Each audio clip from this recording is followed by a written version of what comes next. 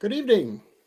I already see that I've got, let's see, Megan on and Pamela on. So that leaves three others. So we'll get started here momentarily. Hopefully, everybody had a good weekend. I almost said welcome. It's Saturday night, but it's not. It's Sunday night, unfortunately. So, oh well. Hey, I got six on here. So, like I said, we'll get started here momentarily. So, hopefully, you guys find this interesting enough this evening. Bear with me if I seem a little goofy. We did lots of driving this weekend, so we got back on a little bit. Well, I shouldn't say a little bit ago, like 2 o'clock this afternoon, but lots of driving. Hey, B. Oh, hey. I got Megan, Ian. Who else is on here? So I've got a few. I don't know. I got about 25 slides tonight, so we'll be very, very, very basic. So bring your questions if you have anything. That is wonderful. So, well, it's 8 o'clock. So, you know what? Let's just get this puppy rolling. So, I'm going to pop it up. So, as always, if you haven't been here before, ask questions at any time. I will answer them. If I don't see it, ask again because sometimes I get lost in chat. So, macro photography. Spring is coming, hopefully, sooner than later. So, I thought, why not? Oh, hey, Carissa. I think.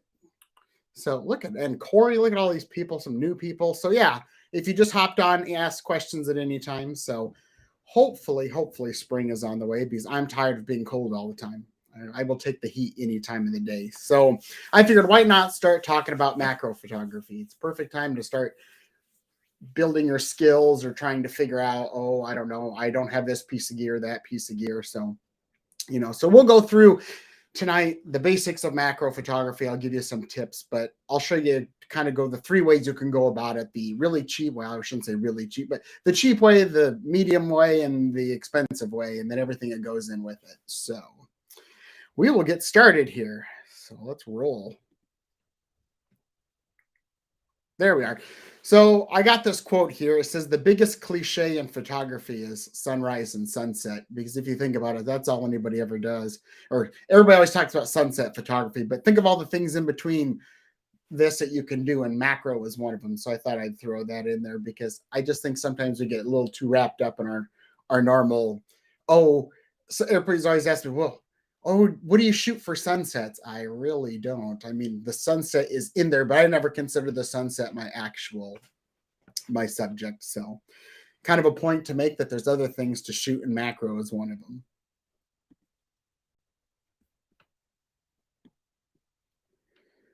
So there we are. What is macro photography? So you'll hear micro photography, macro photography. In theory, they're two different things. But guess what? In the world of photography, we like to interchange things. And even though they're different, we call them the same thing, like aperture and f-stop. Completely different things, but we mix them together and call them the same thing. So true macro photography is you're taking something up close, whether it's with a lens, a filter, an extension tube, and the object itself is 1:1, meaning life size. And I just thought I should have added those into my slideshow, and I did not. Maybe I'll post those this week, a chart. I'll make one up. But you'll get like 1:3, 1:1, 1:2. So 1:1 is life size. I don't usually shoot life size macro. This is not my thing. So what you will see is I'll show you some photos this evening.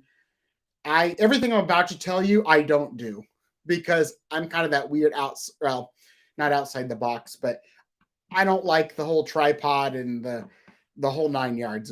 It slows me down too much. But if you want to do it right, this is probably the way to do it. If I would do it the way with the tripod and all that good stuff, I'd probably get a lot more hits than misses, but that's just how it rolls with me. So I don't do a lot of macro. It's kind of, I have a macro lens in my bag, but it's only for like really rare use for some reason. I go through spurts of shooting things like night photography for a while, and then I'll go back to shooting barns for a while. So I kind of had this thing, and macro is when it fits in there somewhere somehow. So hey, Connie. Yeah, we just got a plethora of people on here this morning. So macro photography is truly just 1:1. It's life size. So in theory, if you could, it's going to look in your print the same size as life size. So you'll see people like photographing bugs and the whole face of the bug is super huge. We know that's not how it is because we don't have 12-foot bugs floating around. Then we have close-up photography. So macro and close-up. Well, obviously macro is true life size, 1-to-1, up close. Where close-up photography, it's similar to macro, excuse me, but what you're really doing is trying to just make small objects a lot bigger, bigger than life size. So if you were photographing a dime or a quarter or whatever, or flower, if you have like, say, I took a picture one time of a flower is about the size of a dime or a nickel, but it looks really big. I'm doing close up. I'm not doing true macro. So, and then the other thing is here it also says it's with a standard or a non-macro lens. You can do things in theory close up photography with like a zoom lens. Like my 70 to 200 2.8, I could zoom in on that lemonade bottle over on my desk. That's close-up photography. If I get my macro lens out and get a couple inches away from the label, that's macro. I'm shooting up close. There we are. So let's talk about gear, because this, I hate to say that it's all about gear, but there is, I wouldn't say a lot of pieces of gear, but there's lots of things that make life easier. So, and there's different types of gear we'll use. So this slide here, you're going to see three things. The one on the left is a lens. That's a macro lens. And then up top, you're going to see what they call a close-up filter. And then you have your extension tube. So from high to low, obviously, your macro lens is going to be your most expensive. That's the way I would go if you can go. It's easier in a sense. Then your middle range is your extension tubes, which I have used those exclusively before. I'll go through pros and cons of all of these here momentarily. And then probably your most economical way to jump into macro or close-up photography would be using the close-up filters. And I'll go through those here momentarily. I'm going to take a poll here. How many people's doing macro right now or dabble in it? And which route are you going? Are you doing close-up filters, lenses, or extension tubes? Excuse me. Or a little of all three, or two. I used to have extension tubes before I switched to the Nikon Z mount. I don't use them enough to justify a purchase. So, hey, Diana, she's doing some macro. B does the lens. That's the way to go. Not saying that the other two ways are incorrect. Macro lens. See, hey, look at that. That's how most people go, as a lens. As we all know, if you have a lens, they're not the cheapest. Ian says, I've done it in the past and used close-up filters. See? It's good to have somebody else in there. We'll see if anything else pops up. Nope. So obviously we have more lenses to anything else. So no extension tubes, but some close-up filters.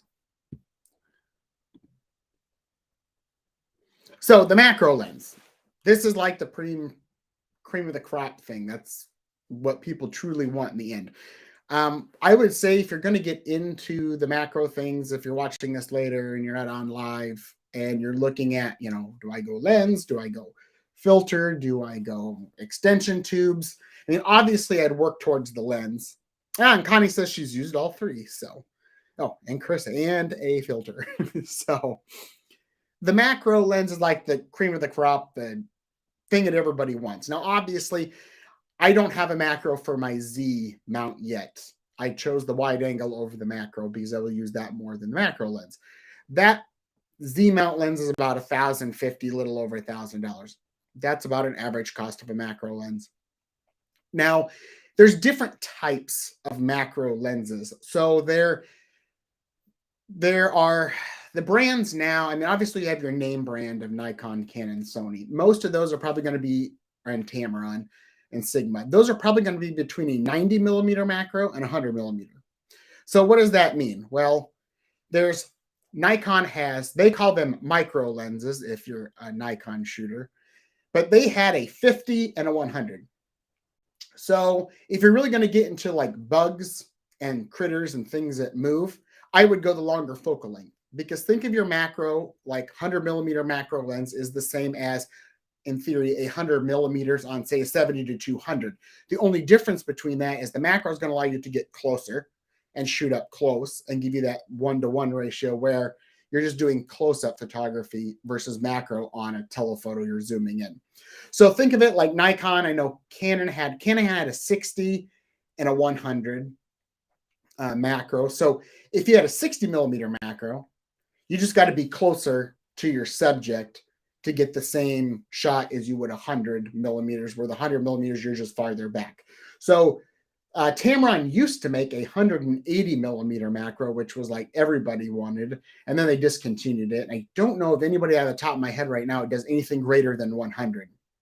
So the 100 macro is probably the most popular. Most affordable, Tamron makes a 90. Oh, hey, Tom says, I want to do more macro. Have you used a LumiCube for lighting? No, but let's, yeah. Remind me in a moment, Tom. Here in a little bit, we'll talk about that. We'll throw that under gear here in a minute. I didn't add flash or anything. But on a macro lens, where was I at? I lost my place. Oh, well, don't much matter. It'll come back to me at 2 in the morning. Always does. But the macro lenses, 180 millimeter macro, Jiminy Christmases. That's where I was. So Tamron made the 180 for the longest time. They don't make it anymore. So you can find those on the market probably. Canon had one that I was always jealous. It was called the MP-E65 or MPE-65. It allowed you to get 5 times closer than any macro. So when we were at PhotoPro, we had one. Somebody bought it and never picked up the thing, or didn't buy it, ordered it and never bought it. And you had to be on a tripod for this thing. But we literally printed just some print out like 12 Times New Roman font on a piece of paper, just the A. We could get so close to that A, you could see the individual like fibers in the paper. So it's super cool, but there's a lot of things that go along with it, depth of field and things like that.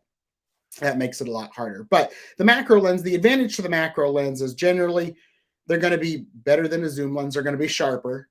A lot of people say you could only use macro lens for macro. I'll get to that in a minute.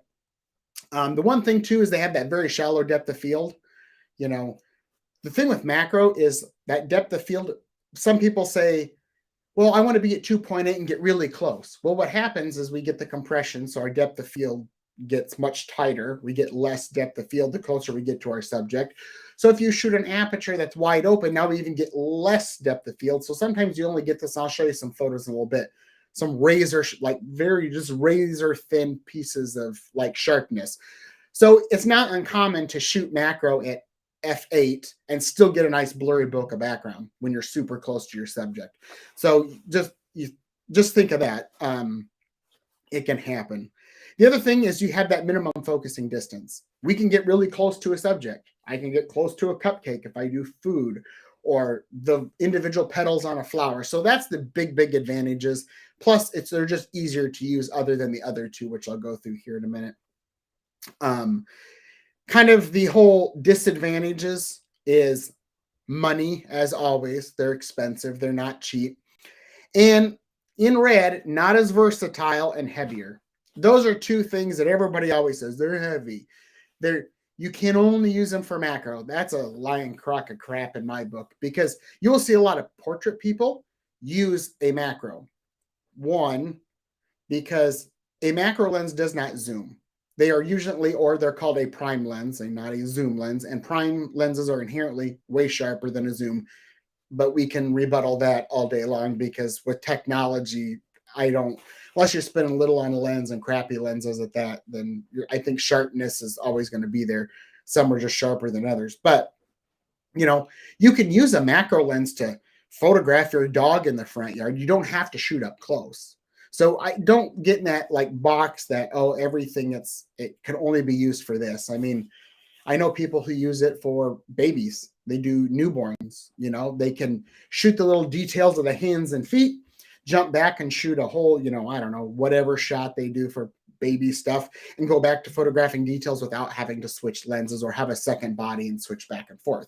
So they're very versatile in that. I wouldn't say there's really any heavy lenses anymore compared to what they used to be. Everything's a lot lighter.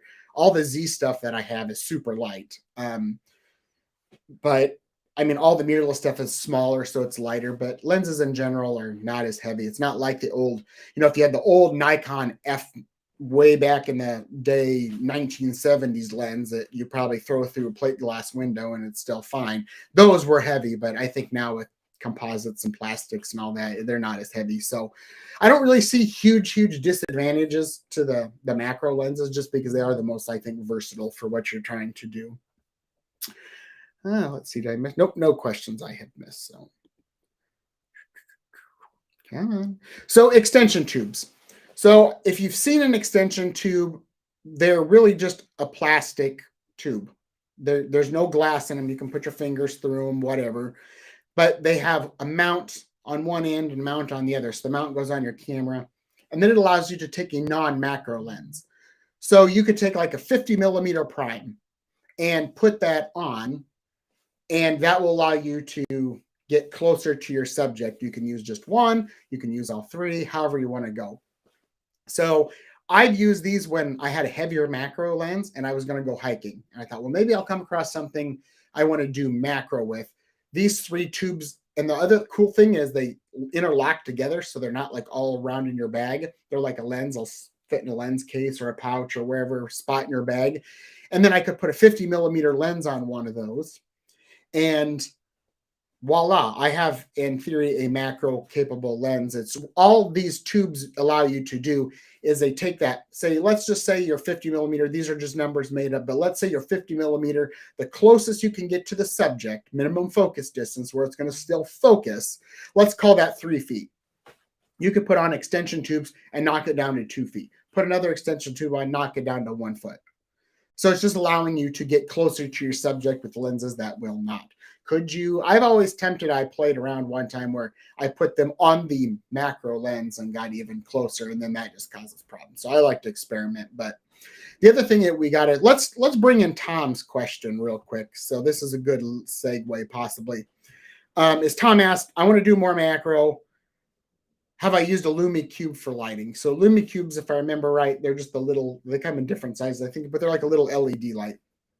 So with macro, you will see ring lights. I did not throw this in the slideshow this evening, but the ring light goes on the front of your lens. Or you'll see people use a flash, and people are like, why are you using flash for macro? Reason being, when you get super close to a subject, it's dark. It's dark inside the middle of a flower or something. There's no light. So you don't want to do really slow shutter speeds, because you could, but then you might get movement of the flower or whatever, and you'll get blur. So the LumiCube is just a little light. You could use it, Tom, if you wanted, to light it. I mean, you can use any light source. You can use the cell phone user light, whatever, to just fill in shadows. So that's where you could use the LumiCube. You can use the speed light, a wireless one, if you wanted.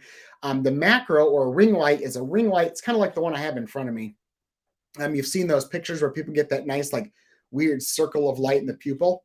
That can be done with a flash ring light, or like in front of me, I have a Godox. I don't know, it's probably like a 16-inch ring light or so. A lot of people use those for portraits. You can shoot right through them. So you could, have a little one. It clips onto the front of your lens. There's LED ones that just go on, you turn it on. Those are nice, cheap way or affordable way to start out, probably for around $100. You get into like the Nikon system, you're talking $499.99. Sigma made a really nice ring light for a while. I don't know if they've updated it. There's one that's slipping my mind. I have a flash right over here. Nissan made a really nice ring light too, for a little bit more affordable. So it's nice to have some way to light something, because you will inherently get shadows the closer you get. And sometimes that's the shadow from your lens itself. So, but good question, Tom. So yeah, you can use any light source.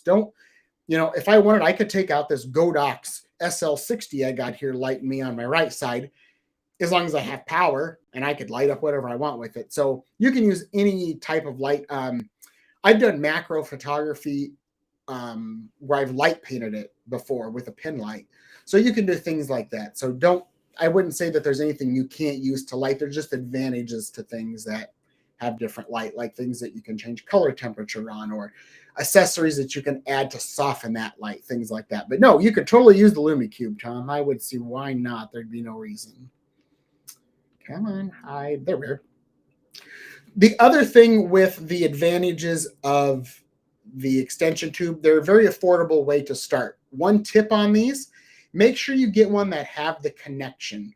And what I mean by the connection means there's the little, if you look at the back of your lens, there's like little pins or little like flat squares. That's how your camera communicates with the lens. And the camera says, hey, Connie set her lens to f8. I need to take the aperture in the lens and close it down to f8. There are ones that don't do that. They don't communicate exposure information. So it can't tell you what your exposures are going to be, all that stuff. Not a bad thing, but there's just a lot of guessing and you're going to have to figure things out. And when you have an extension tube, I think ProMaster makes a set. They used to be about $100 or $120 for all three. That's not a bad thing considering a macro lens is $1,000 easy. So you can use these up to the point you get a macro lens. I would probably start out with extension tubes versus the filters, but that's all personal preference. Now, they don't reduce, some people say, well, do they reduce your optical, your sharpness of your lens? Nope, because there is no glass. It's literally a piece of plastic with mounts on two ends and the communication device to say, hey, I need to read exposure information from lens back to camera, camera back to lens. Simple as that, because there's no glass. Now, disadvantages of these things is they're hard to focus. So let's jump back one step to the macro lens. The macro lens is autofocus.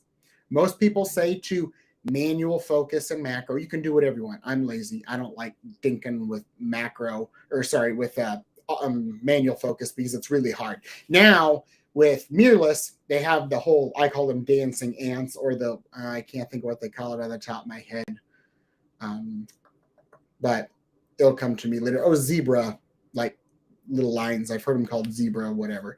But they just allow you to, when you manually focus, those little dashes will go around your subject part. It's going to be in focus. So that makes manual a lot easier versus the SLRs. You kind of had to zoom in a lot with the screen and manually tweak. These are hard to focus because on a macro lens, if I decide to get up close and I photograph my flower and then I want to get back farther. So let's say I step back 3-4 inches. The extension tube, you pretty much have to put it on. You can't, it will autofocus, but it will hunt. It won't do anything until you get close enough to your subject where you move in closer. Then it starts to come into focus and then it will focus. And that's because you got to be at the right distance with that extension tube. That's a disadvantage because if I go, I've got, I don't know, one of the extension tubes on, I'm 2 inches away per se from my subject. I decide to get farther back. I may have to put on another extension tube or take one off. So there's lots of swapping around. The other thing is you do lose light. So sometimes the viewfinder can look a little darker. You're losing light. So it's probably not, I wouldn't say that's the biggest downfall of them. The biggest downfall is probably the whole focus thing because I can't focus on this coffee mug over here and then get up close to something like the lens will do and then go back and transition further, whatever. The other thing is you do lose the ability to have infinity focus. So you can't, like I just say, you can't zoom in, use it, I don't know, for some ungodly reason. You're like, you're doing a flower in Colorado and you're like, oh my God, vista landscape of mountain. And you want to, it's out to infinity. You can't bring up and focus that way. It's meant for close-up work. But again, great way to start out. I think probably for $100 to worst case scenario, a couple hundred. Then we have the good old school filters. Advantages of these is portability and cost. Their filters, 3 filters usually in a pack. They usually come in a set. They're portable. They're tiny. They don't take up a lot of space, where extension tubes take up more. Obviously, the lens takes up a lot more space of all 3 options. But you don't lose the light either with the extension tubes. But I say this one probably has the biggest disadvantage because what happens when we talk filters, people say, and I say all the time, buy good filters. If you buy a crappy filter, you got good glass in front of your sensor and you put a crappy filter on that's foggy and hazy, not real clear, now you're degrading image quality. These can degrade image quality just because you're stacking more glass in front of a lens. So it is what it is, but if that's the only way, if it's something you want to think about getting into macro photography and you haven't done it, this is a great way to start out. You'll probably I haven't looked at these prices in geez a long time. I say they're probably about $100 too. Maybe they used to be, maybe a little less. But at that point, then I'd start weighing advantages, disadvantages of extension tubes to, close-up filters. For me, I would say the extension tubes will win out every time. Tom says we could have a macro walkabout. We could meet on a Saturday or a Sunday on the Indian Creek Trail and work together to improve skills. That is something I'm thinking about, Tom, this summer. So doing some photo walks kind of thing. So I'll skip ahead, but next weekend, I'm way back wrong on my dates. Not this coming Saturday, but the following. So let's call it this. The second Saturday, we do camera and click or coffee and clicks every second Saturday of every month. I've had a couple people from that group, Tom, say, hey, can we go out and shoot in 3-4 months when it's warmer? Definitely, that's what we're going to do. So maybe macro would be a great one. So again, back to the close-up filters. It's an option. Everything's an option. You can buy these, buy extension tubes, buy a lens, however you want to do it. 825. So 3 additional pieces of gear.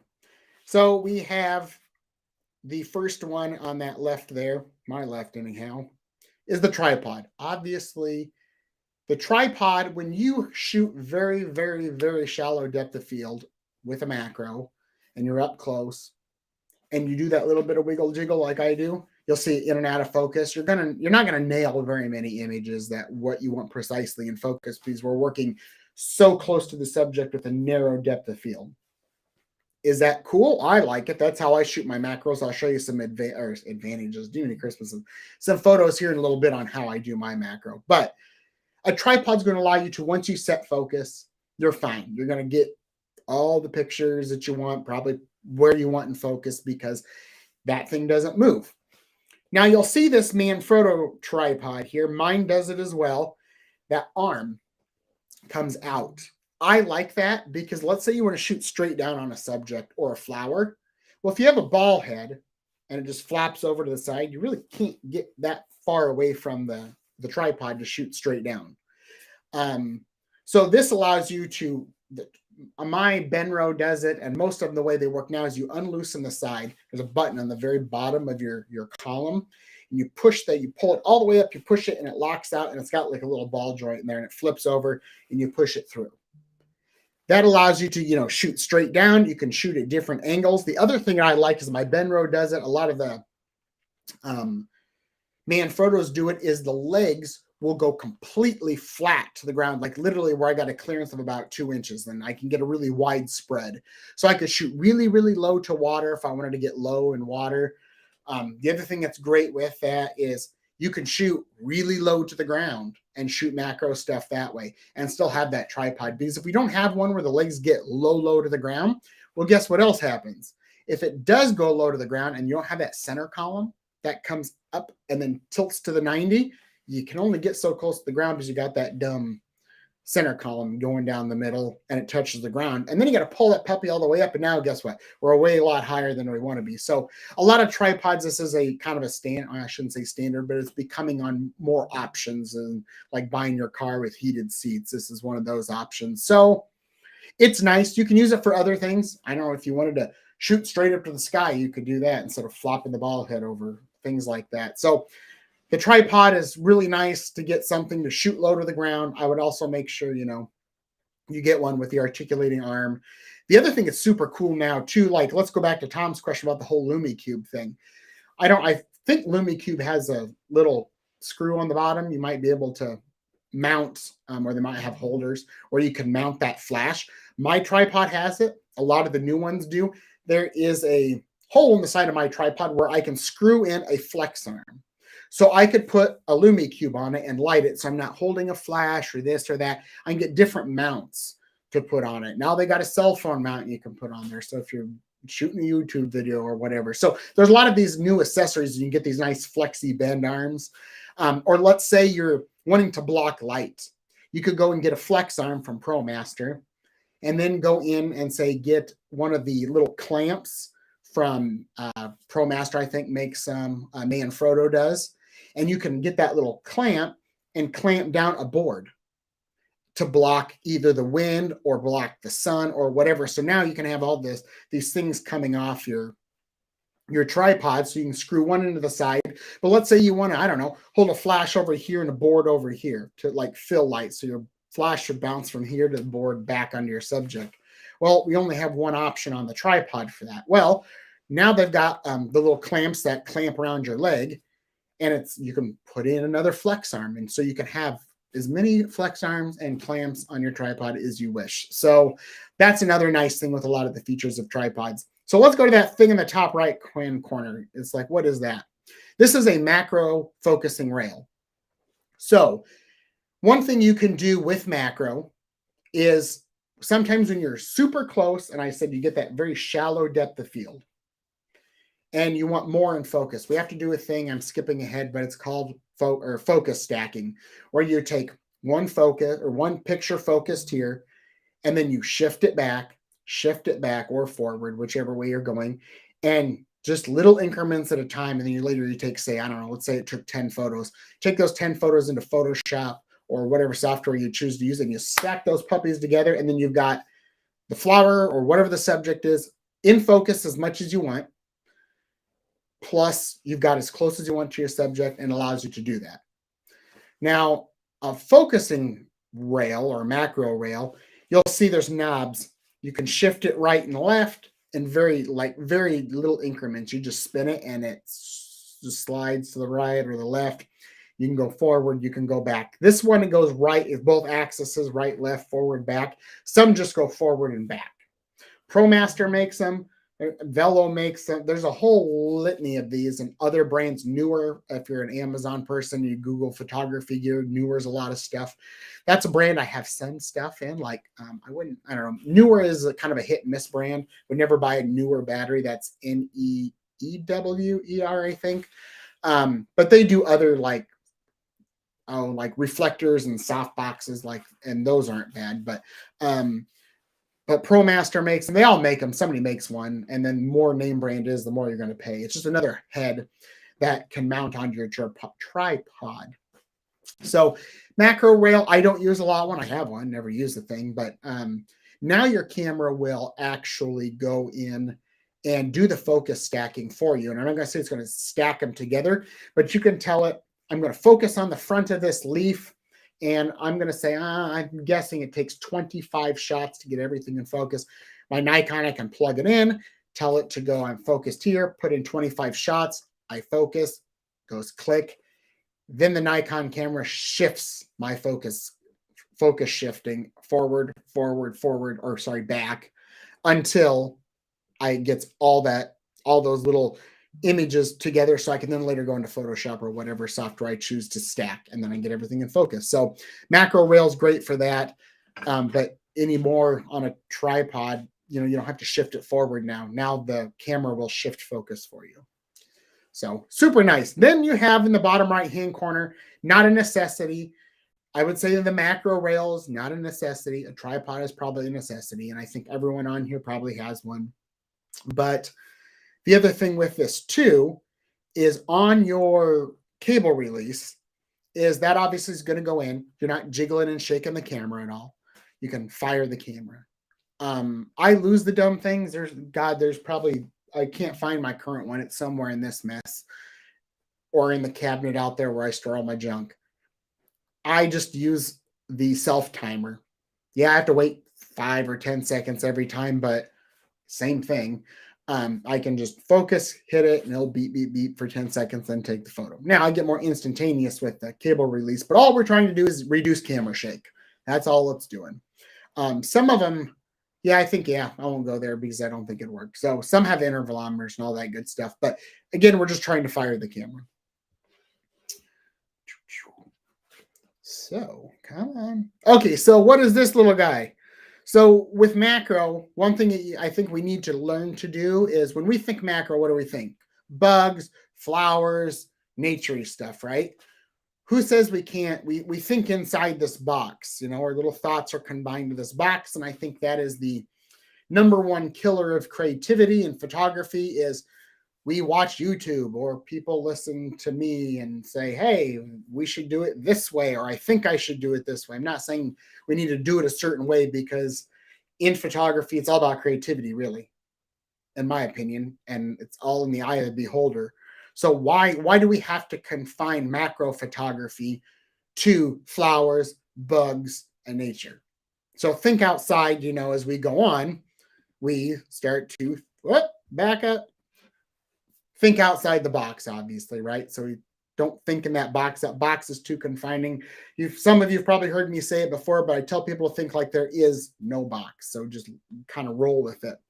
So let's look at a couple photos here. This is how I do macro. I like slivers of in focus. So I don't have everything dialed in. Well, I have them listed out for the rest of March for the lives. And I got even into April done and maybe slightly into May. But one thing that I always say is I try to find the extraordinary in the ordinary. And that's going to be one, and how to do that here in, I don't know, about a month and a half, maybe. Who knows? But I like to find things that are different about an everyday subject. You have to be on the lookout. So tomorrow night at 6 p.m., I got an image dropping that I worked on for ages today, because I just didn't love it, but I finally got it to a point where I like it enough that I'll post it to the world. But, it's a different kind of photo you'll see, in a sense, of something every day. And I drove past for years and years and years, and never drove past till the very last time Saturday night. And that's all I'm going to leave it. So you'll have to come back tomorrow and check at 6. But again, I like water droplets. I've always loved photos of water droplets on things, whether they're man-made. This is natural. I do not make water droplets on purpose. They're natural. They're not man-made. One thing you'll notice, these are all different sizes. When you get rain droplets, usually on an item, are not always the same size. If you see water droplets all the same size, somebody probably used a mister bottle with glycerin. You can get glycerin and water, mix it together and spray it on your subjects, and it won't hurt flowers, but it beads up, and then the water droplets last longer. There's a side tip. I don't do it. You'll notice that because a mister always gives you the same size droplet every time. So that's how you can tell there's added or not. But these are all natural. This was literally just a flower in between our house and the neighbor's house. I sat on a bucket with an umbrella over my head because there's still water falling off the trees. So I had umbrella in one hand, camera in the other, on a tripod for this one, because if I move very so slightly forward or back, it'd shift focus like crazy. So I try to find that one simple little thing. It's just that one nice little razor line, and just focus right on that water droplet. That's how I like to do my macros. Something very, very shallow depth of field. So obviously we can do things beside flower. This is a food photograph that I did for a friend. She brought up, this is a hot cocoa bomb that we did for her. She does baking on the side, or, well, I don't know if she may do it full time now, but again, we can use the macro lens to photograph food and isolate things. I did a photo shoot for Feedwell 2 years ago. And if you haven't gone to Feedwell in Cedar Rapids, go over, talk to Chef Mel and Holly. Their stuff's really good. And they got this bacon eggy sandwich. It's super popular. And I love the bacon because it was super thick. And you could see where after it had been cooked, had these nice bubbles of grease kind of on it, that bacony kind of texture. So I used the macro lens to shoot up close and photograph bacon. So you can use food, all that. Use macro as an abstract thing too. You can get up close. But again, we focused on our center hot cocoa bomb, and away we went. So, it doesn't always have to be bugs and flowers and moss and dirt. It can be other things. Again, other things. So this is a still life, in theory, mixed in with macro. This is 3 pine cones when we had a pine cone tree. Jiminy Christmas is a pine tree between our garage and the house. We built a new garage. We whacked her down. So they'd fall off on the ground. So one day I got bored. I went out and got 3 different sizes. All this is window light from the left coming in from our kitchen over to the kitchen table. This black background, and the bottom and the back is foam core board from Hobby Lobby. So Tom says my 105 is one of my favorite portrait lenses. Yes, exactly, because you can use it for portraits, so you don't have to get stuck in that realm of, I'll use it for macro. So this is one where, I used a shallow depth of field, so I could, if you look really close to this, there's that razor sharpness of mine again, that little razor line of what's in focus. So you can use this to do still lifes and focus on details of things. You don't have to, again, use it for dirt, flowers, moss, and trees. Come on. Here's one of my favorite ones. Super crazy. I like to get as close as I can with that macro lens, and again, trying to find something different in an everyday object, and this is just a flower. Again, we see a lot of macro in color. Why can't macro be in black and white? Right? I mean, again, thinking inside the box, that it's got to be a flower, and it's got to be all in focus from the front to the back, and it's got to be colorful. And no, it can be in black and white. It can be super freaking close. Again, don't think inside the freaking box. We can do whatever the hell you want, obviously. So, everybody's probably like, oh my God, what am I learning? Not macro. I'm learning just to think outside the box this evening. But it is. Just think about it. There's no reason you can't experiment. Get up close, get personal with something. I've done a picture way, way back when I was in college where I photographed my friends, just the pupil in her eye. I mean, it's like I used a point and shoot camera where I could get super freaking close. So I didn't have a macro lens and you could see all the lines in her pupil and the color of her blue eye. It was super cool. Again, who shoots a portrait with just the eyeball? Why not, right? Think outside the box. So then as we get into, again, another simple still life of this is just 3 flowers down from Hy-Vee. Got bored one winter, grabbed 3 flowers. Again, guess what? Natural light coming through the kitchen window. Guess how I controlled that light to get it kind of where I want? The blinds. Open the blinds up, close them a little bit, the light changes. We can make the light higher, lower. Again, natural light through window. Again, guess what? 2 pieces of foam core board that probably cost $10 at most from Hobby Lobby. Threw them out there. What do I want to call it? The processing on this looks a little blue, kind of like dark roomish from the day. Somebody's probably going to ask me, somebody always does when they see it, how'd I do it? I use beyond Lightroom. I use Silver Effects Pro for black and white from Topaz. I think it's Topaz. But there's one on there called Analog, where you can make photos look analog, like we try to get away from film, yet we go back. And try to make digital look like film when everybody wanted to leave film to go to digital, right? It's weird how we work back.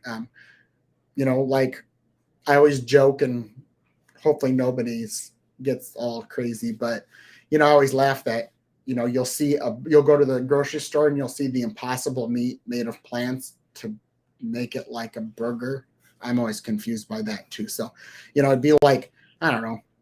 It's crazy. We do one thing to go back to another thing. So I use this analog look, and this was one that was a filter. I didn't like it because it gives you fake scratches, and I don't want that, and dust spots. So I removed those filters, as you can remove things in layers and check boxes in it. And I just wanted the tones. I wanted the color. I didn't want anything else. So I unmarked everything, and here we go. And I took it back into Lightroom and did a few other things too. But again, probably one of my favorites. It's kind of, what? I'm doing a fine art photo store here sooner than later. So maybe this one will go in there. I don't know. Who knows? I kind of forget about this one. It's probably one of my more favorite images, probably top 5. Well, I would say top 5, top 25 ever. Come on. And again, super up close, personal. Up close and personal, black and white. Guess what? It's not a lively, alive flower in color. I also have this is dead. This is a dead flower. It's all shriveled up. It's hot in the summer. It died. So guess what I did? I shot it. Something different. Also have this in color versus black and white. But again, up close, outside the box. It's black and white. Again, macro. Why not?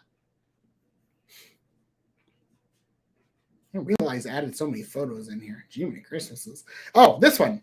This one's different. This is a piece of glass from Menards. And under it, I think it was just a black sheet. That kind of bright color in the background, that's the flash. So I was using a really low flash power to freeze water droplets. And what I thought was kind of cool was that I did not plan this. It's just the way the water splashed. It looks like a flower if you look at it. But again, we can use a macro lens to focus up close on water droplets or splashes and things like that. Why not? So this is just, a piece of glass, water, poured, and we're trying to do splashes and stuff, and then the water just kind of pooled and all that good stuff. It's so reflective, you can actually see kind of in the bottom right hand corner, there's like some lines. That's actually the reflective, it's the scrim from the softbox. So, but again, it was something different, using a macro lens to shoot up close.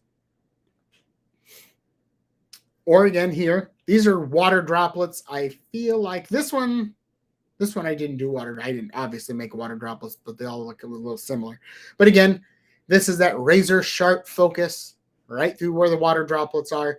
This is, you know, kind of that flow of the flower. I don't know what it is. I'm not a flower person. It's every flower is a flower. I don't get real technical. Comes towards you, you know, you can find details. I like to shoot details with macro. So something a little different. And again, same photograph, just a different look at it, a different angle. Get that nice flow through. So macro tips. I've given you lots of tips, and I meant to put all these in a slide, but I think the biggest things with the macro photography is be different. You don't need to photograph bugs, moss, dirt, leaves, up close stuff. Photograph, you know, maybe your computer screen with a macro lens. You know, just be different with it. Think outside that box. The other thing with the macro is, you know, you can use the glycerin. That's not a bad thing if you want to get creative with water droplets. You can spray it and make texture patterns, whatever you want. So again, be different, you know, but you can add all those things, and think of macro photography too as layers of things. You can add things to each other. Like we were talking about the tripod, add the arms and the bounce boards for light, all that kind of stuff. So the other thing you can do, let me think, there's a slip my mind. Where did it go? So the whole world with, well, yeah, crud. Where was I going with that? Oh, well, I guess it's the joys of being live, right? Some other tips on macro. Use color and black and white. You know, they don't have to always be black and white. They don't have to always be color. Maybe, you know, you can do a desaturated color. So leave a little bit of hint of color in there, but at the same time, desaturated to the point where in macro, we're always wanting to push that slider to the right of saturation or vibrance in Lightroom or Photoshop to boost the colors. Why not go to the left a little bit? The other tip too with macro is you've got to watch when you're doing the whole saturation thing in Photoshop or Lightroom. Do not push it too far, or we get oversaturated colors and it looks blotchy and poopy. So just watch your color if you decide to push it. Other thing that you can use a lot for in macro photography, if you want, is a polarizer lens. I've talked about polarizers before on the lives, where we can use it to make our colors a little bit more poppy, or we can bring the blues out in the sky, things like that. Well, polarizers are also great. Let's say you're photographing just a nice leaf and it's got a shine to it, like a waxy shine. Polarizer will take the shine right off it. So you can use filters, you know. I think before somebody might ask it, can I use a polarizer with a close-up filter? The close-up filters actually bulge out a little bit, and I don't think you can. I could be wrong on that. I don't claim to know all. So, you know, but again, polarizer, it's going to help. I mean, you can use colored filters if you wanted. You can get the old Koken filters that are blue and green and yellow and be creative that way as well. What else can we do here in the world of macro? I mean, macro, if you think about it, is very endless. It's endless. The only thing that holds you back in the world of macro photography is getting stuck inside that box and not being creative. You know, I think of it too. It's like, oh, I'm going to go, I don't want to do macro, or I'm going to do macro, and the first thing I think of is flowers, or what can I, now it's more like I want to think about what are textures. Maybe you got a cool texture. I don't know, you find a cool old piece of barnwood and you want to photograph it up close. So thinking things of that. Anybody got any questions before we kind of wrap things up? Come on. You know I'm going to harass you for like 3 minutes at least about questions. Comments? Anything? Concerns, as they say. Comments, questions, concerns. No. Somebody's bound to have an aching, just burning question in their back pocket. I know. No? Okay. And every time I say that, then something pops up. So let's jump here. So what's coming up for late night exposures? Well, hopefully I'll be back on schedule for Saturdays. I was actually talking to my wife about that, of many of things in the truck back from Western Iowa. Oh, RAW versus JPEG. For macro, I say RAW for anything. If you can do RAW. I think we talked about RAW last week. It all is a giant run-in, but I always use RAW. That's just the way I do it. I roll with RAW, Tom, because especially like per se the photo that I did last night of the one that we'll post tomorrow at 6 p.m. That image could I do it in JPEG? Yes, but in RAW I could push the file a lot farther. So when you have a file that you can push farther, the latitude of exposure from brights to darks, all that stuff is a lot more than a JPEG. It's a little easier. So I'm not saying you have to shoot RAW. That's what I do. I think it gives you the best availability of options if you screw up on purpose or accidental kind of thing. So with Late Night Exposures 2, we are coming up with, I've got next week, let you jump ahead because I made a slide for it. So next week is kind of not real techie talk like our normal lives. I would love for you guys to share this kind of stuff too after the fact. It's always available on YouTube, on my personal page now, and then my J. Tedford photography page under lives. But next week, I'm just going to do live about my trip to White Sands. Things I loved about it, things maybe I didn't. Show some of those images that I haven't posted, things like that. So if you have some non-photo-y friends, they just like travel photography or just like to look at pictures, send them our way. I'd love to have more than 10 next week. But I'm just going to go through. Oh, and note the time change, 7 p.m. 7 p.m. because I figured for the non-photo people, maybe that aren't used to getting on at 8 o'clock on Saturday, so it'll be at 7 p.m. The following week, I've got to get the 11th of March back to 8 p.m. We're going to do putting the art in fine art. So I'm just going to talk about fine art photography, kind of what it is, how do you go about it. I struggle with fine art. Is fine art black and white? Is fine art a barn? What is it? I don't know. It's like contemporary art. I despise contemporary art, but all art forms and all art has a place in the world. I went to the Contemporary Art Museum probably, 12 years ago in Chicago, and there was a room full of TVs turned on playing white noise. It's art, not my kind of art. Art I can make, I'll just go buy a bunch of TVs that are on garage sales and plug them in and do the same thing. But it's art. So we're just going to talk about what is fine art. I might have 2 surprises on that show, so I don't want to tell you it's going to happen and then it doesn't happen. So there might be 2 surprises coming. So hopefully those will come to fruition. I just got to follow up on a few things. So we'll do putting the art in fine art on the 11th. Boy, I have a list of things coming up, and I don't know why I can't think of some of them. Finding the extraordinary in the ordinary. That probably won't be till April. Compositional techniques will be coming up. We'll talk about composition. You're welcome, Tom. I'm glad you enjoy it.